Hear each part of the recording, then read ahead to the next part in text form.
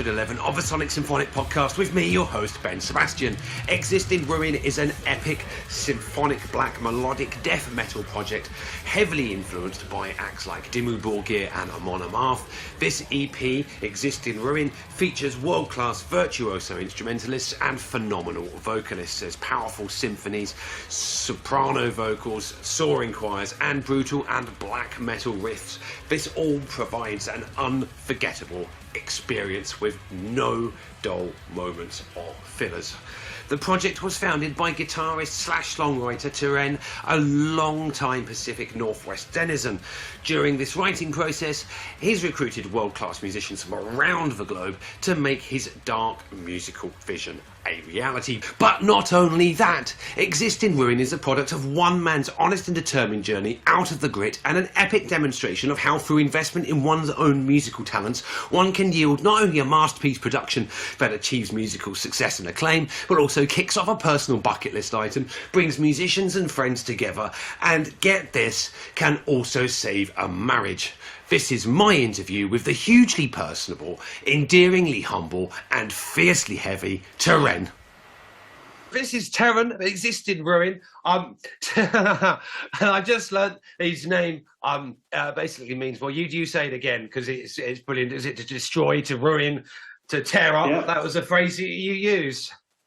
Yeah, my name is a shortening of my real name, and it's in Dutch and various other languages. It means to destroy or to rip apart, and I felt like it fit in perfectly with Exist in Ruin. Yeah, you know, the whole theme. So the theme of Exist in Ruin, correct me if I'm wrong, you know, this is a product of one man's journey from some darker places out of that, and this is the final product of it. And yeah. Hey, well, thanks for having me on the podcast, Ben. Yeah, no. You know, great to finally meet you, and yeah, I've been watching you for a few months, and I'm pretty impressed with where you're going with it, and you know, using your platform to help other people. Thank you. Stuff, so Thank you so much. Good luck with that going forward. yeah. Well, there's plenty more with that going forward. It's not a thing I intend to stop any time soon. And you know, I can't thank you enough for the support. When I think about this years ago, you know, contacting your favorite artists or being able to like listen to an album and go, oh, that's absolutely so amazing, and then be able to contact the owner, director, musical creator of that, and then you know, exchange decent messaging between each other. I mean, that sort of thing would have been unheard of years ago. And yeah, but it's an honor to have. It's an honor to have you on.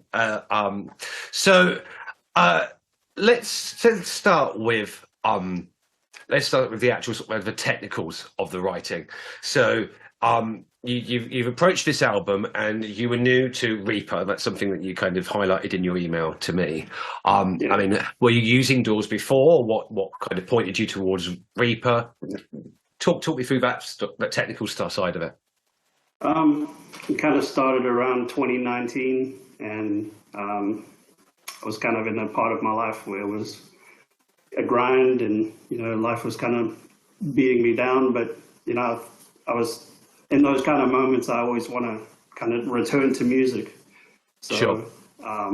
Playing a lot more guitar, and then like starting to think about releasing some singles, you know, with Spotify out there and everything. I was getting more and more interested in actually putting out a finished song. And initially I just wanted to do singles, but as things snowballed, you know, eventually I ended up with the EP.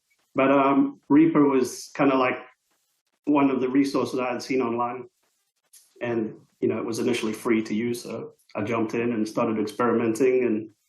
And you know, I had a lot of riffs and things from over the years. I've been playing music since I was about 15, so pulled in a lot of old riffs and stuff. And once I had the DAW, I could start, you know, playing multiple tracks at the same time. And I ended up getting some drum software for Christmas around the end of 2019. What a present! Just kind of like opened the door, the floodgates, and the music just started coming. Well, I think that's the best Christmas present anyone can give a musician, or a musician can buy for himself. Because, you know, I think similar might apply to you. Those drum sequencing softwares, or you know, the MIDI packs and all this kind of stuff, it really can kickstart the creative process. Yeah, definitely. Yeah, it's changed the whole way that I approach music, really. I used to just walk around the house strumming my guitar and, you know, coming up with riffs. But once I got into using Reaper, you know, and being able to like play multiple tracks over my riffs, and then adding the drums, and it just, you know, opened a whole new dimension. And you're able to cut and paste parts and move things around, and it actually, you know, changes the way you write riffs. You start looking at them more deeply, and then modifying them instead of just, you know, sticking with something that was in your head. Once you start hearing it on, you know, on the door, you can really analyze it and take it apart and change it. Yeah, totally agree. And also, is there not an aspect where, you know, where you come up with a riff, so you basically find sort of a drum pattern that will go along with it, and then when you record your guitar riff, and it, for the sound of the instant ability to get a really, really nice sounding sort of drum pattern behind it or along with it, it gives you the confidence to then continue it. Because a lot of times, I know, before sort of the ages of accessibility of free DAWs, and let alone, you know, drum plugins and stuff, but you know, in those times, you were kind of stuck with this, and you could record it on something little, like a little Tascam thing or something, and a lot of things went nowhere. Yeah, and that's what I felt like.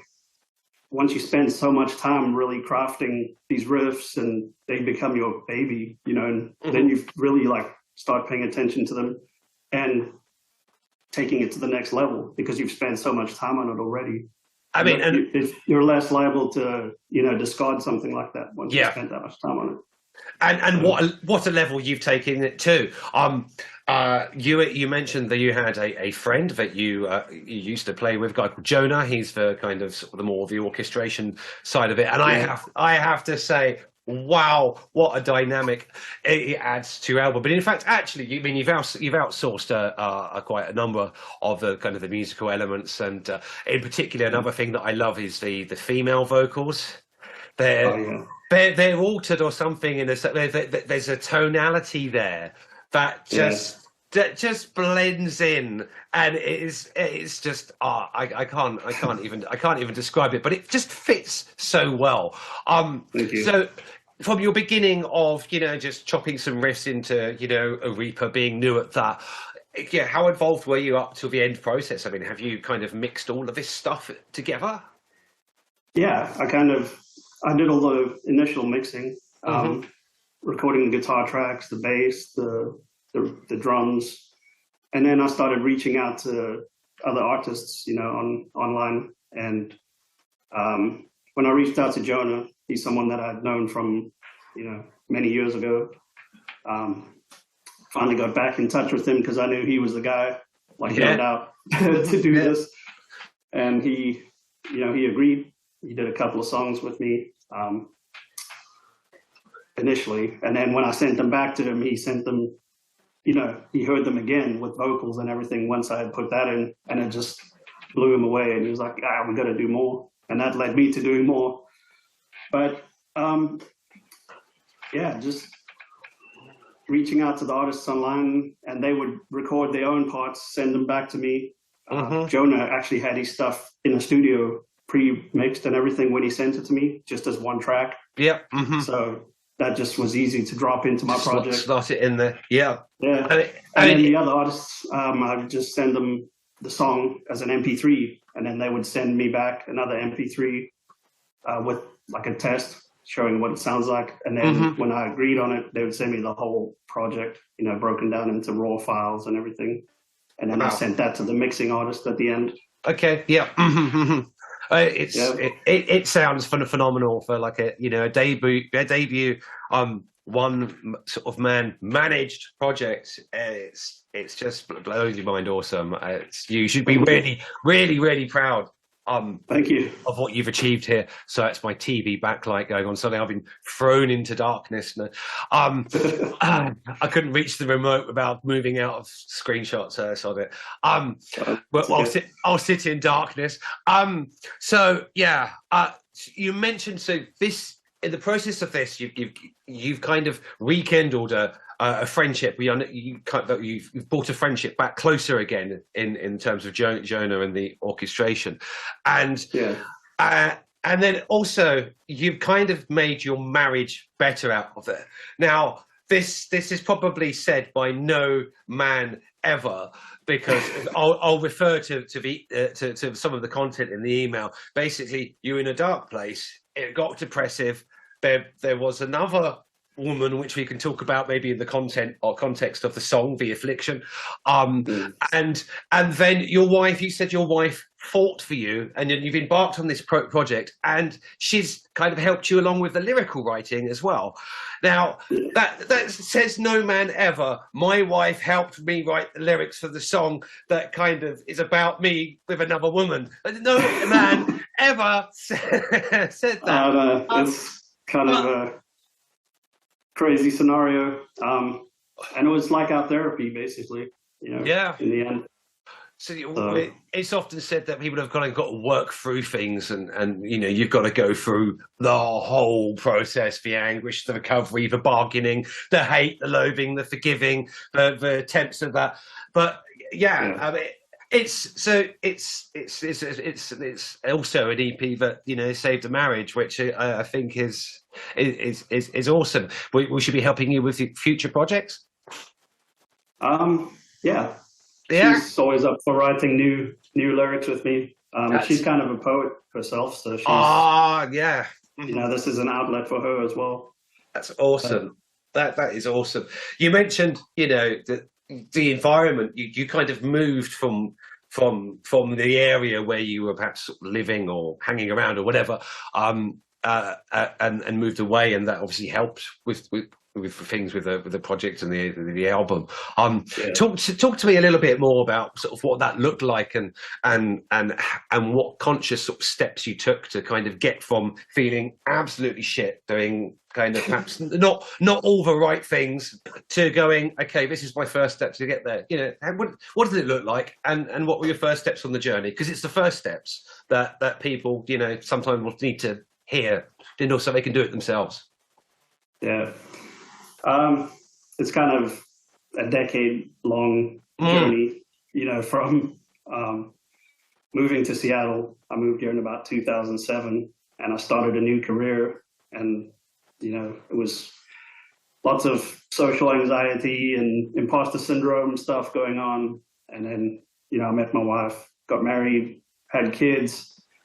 We were like, living our life, but it was becoming increasingly more challenging. Like I had 4-hour commutes that were like really stressing me out. And then to remedy that, we moved to a new house, and that house, it turned out to be like not the perfect house for us, because it was grabbed under like really intense marketing conditions where every house was being bought up. You couldn't like find the right place, so we eventually had to settle.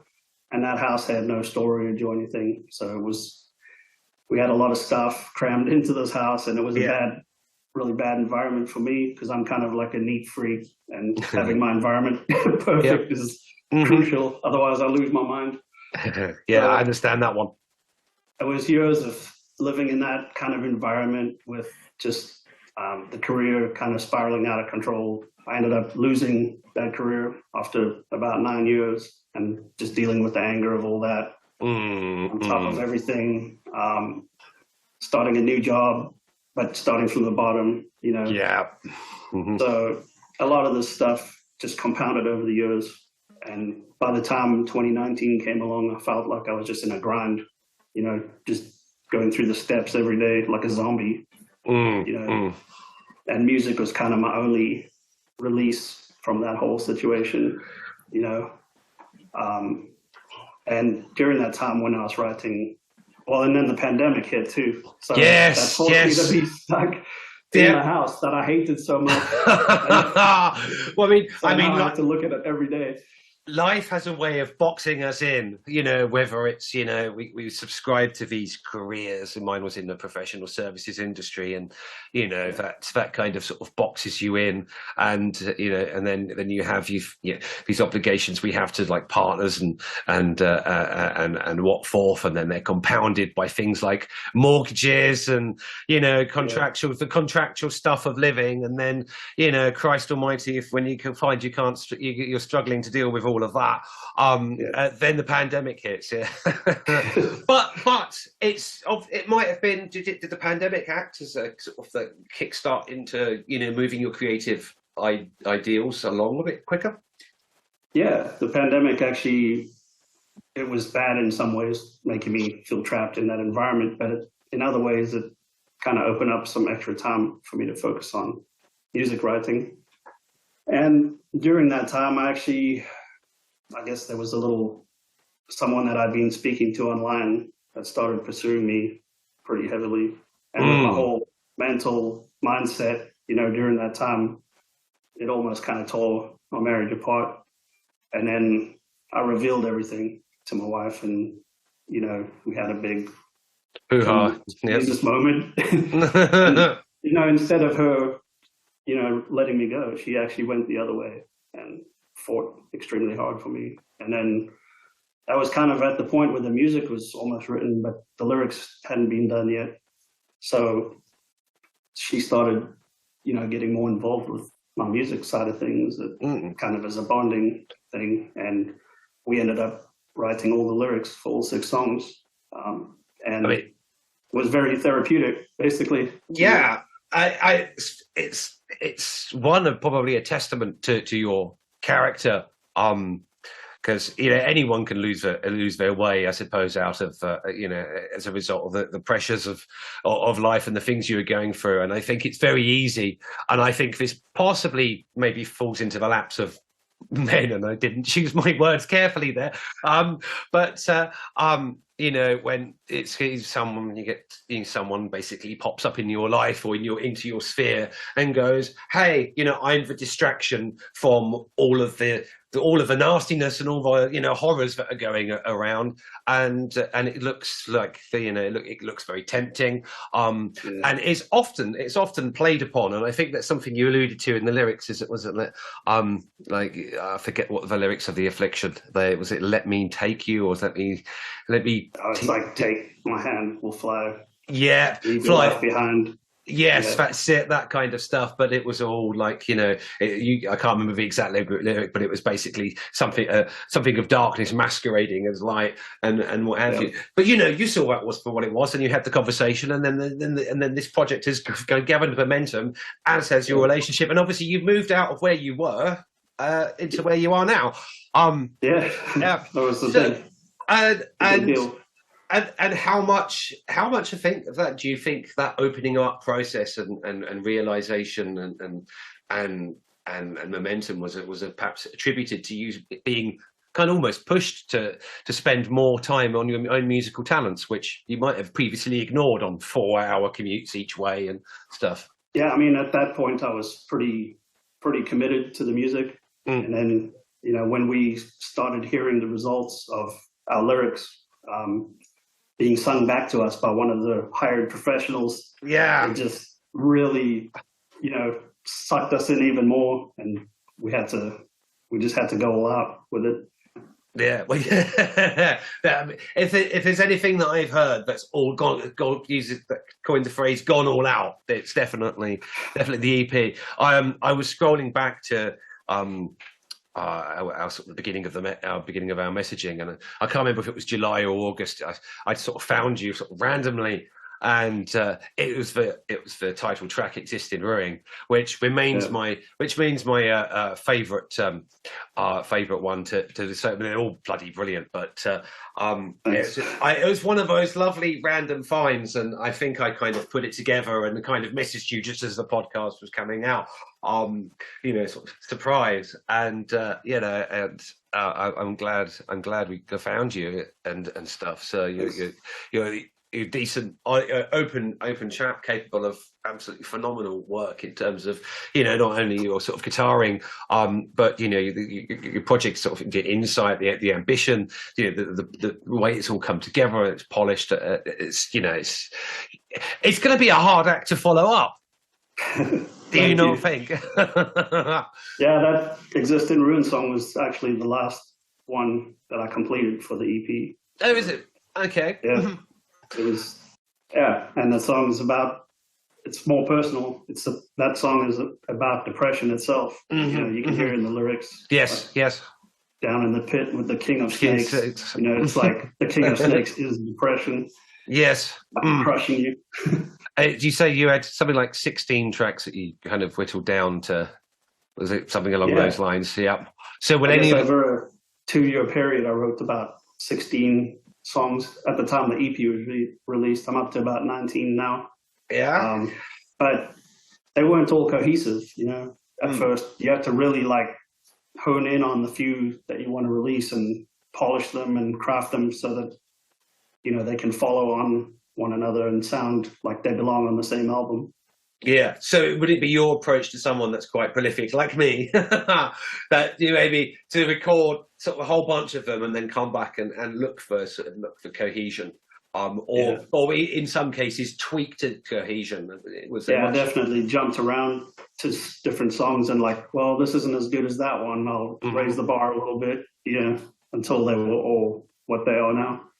I mean, the bar's pretty high. The bar is pretty high.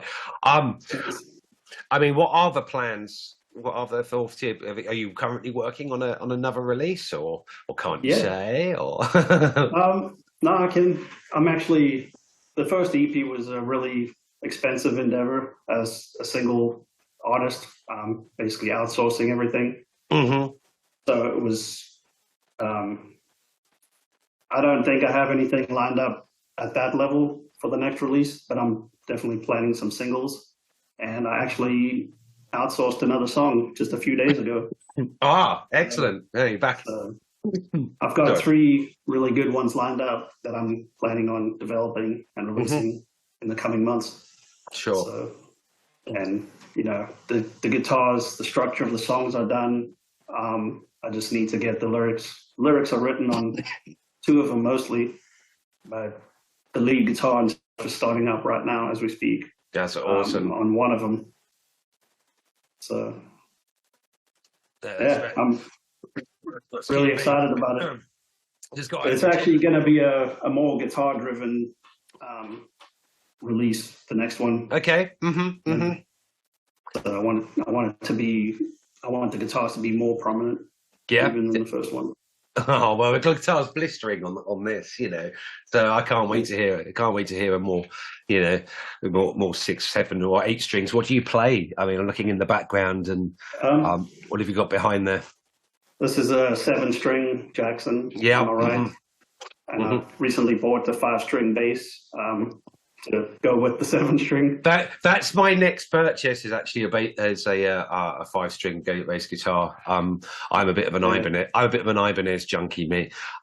That's my go-to. I can't. Yeah, these are both Jacksons that I have, and then a Schecter or Schecter. I'm not sure how you say it. I think it's Schecter. Yeah. Mm-hmm.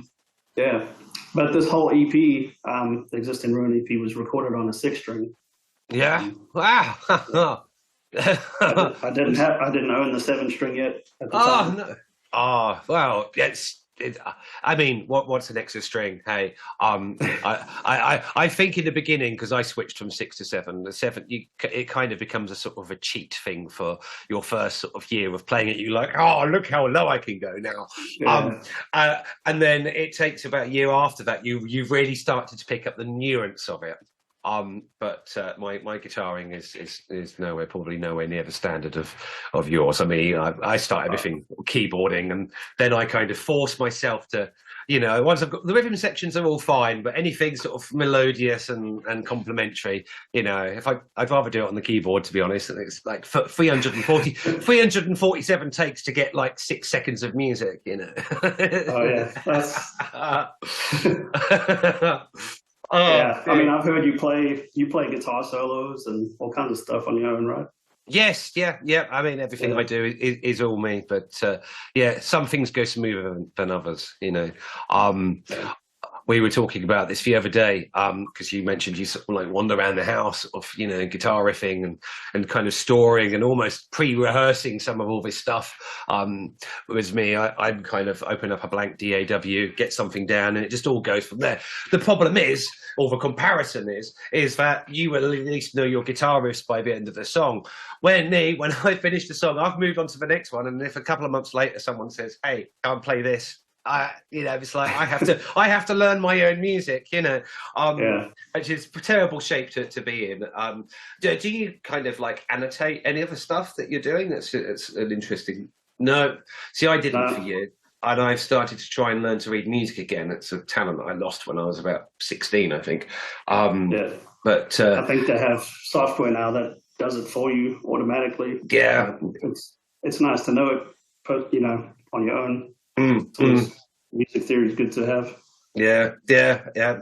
Um, Yeah, because it's a pain when I dig up something from years ago and I'm just like, oh, and you've got to figure it all out. And guitar especially, and often I go, oh, my guitar playing was that good back then. What's this now? I can't do it. Yeah. But so, will there be any ambitions to take this, you know, live, perhaps, or is I was, kind of waiting to see what happens with the response, and if the Mhm. response was big enough, if there were enough people interested, then I would probably take it to the next level and Mhm. try to do something live. I But think it'll be awesome. It would be awesome. But yeah, yeah, it's a big jump, isn't it? Because you've got to put a band around it and all that kind of stuff. yeah, But the response, I mean, from what I've seen, is like been really positive, and it's certainly yeah, positive here at my end. yeah. I haven't really heard anything negative. I had one review that wasn't, was kind of a middle of the road, but everything after that has been on the high end Yeah, of positivity. well, So that's good. I swear some people just tend to be a little bit sort of stuck in their way sometimes in the review, sort yeah, of like circles.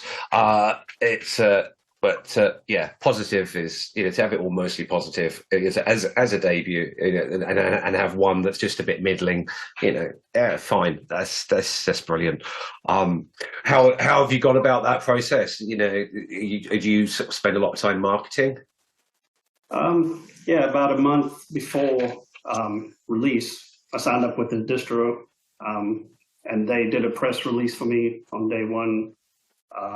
They pitched the music to playlists, and Hmm. they ran a bunch of ads on Spotify and all that. And then what else? From day one, I've been running ads on Instagram and things like that. Okay. Hmm.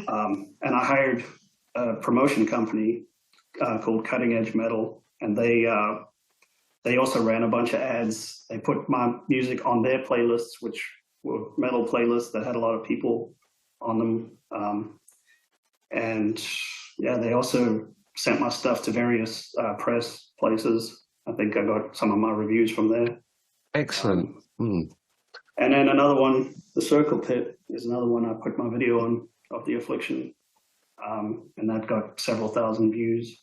So altogether, those combination of all those things have, really put up the view numbers on YouTube, on Spotify. Yep. I was up to like 3,000 something listeners at some point, but it's slowly coming down again. It's well, yeah.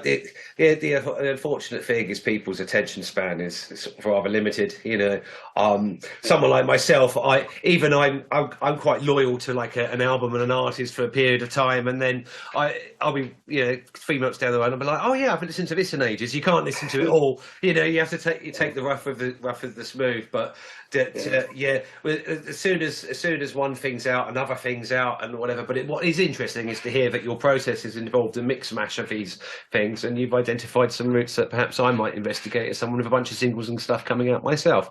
And yeah, excellent. So Any advice for other people, perhaps in your position back then, or on the road to making their own album? You know, what are your words to the community, I suppose? I guess it's, you know, if it's your passion, you're going to make it happen regardless of what the outcome is going to be. You know, it's just something that was in me that I had to accomplish. You know, it's one of the bucket lists, you know, items of my life. So whether it was going to be a success or not, you know, I had to get it done. And the investment in your musical passions has increased the passions around you. You know, you're in closer contact with a whole host of musicians, including, you know, your friend who you used to work with before, your wife, and bald-headed bastards like myself. An absolute fan of your work.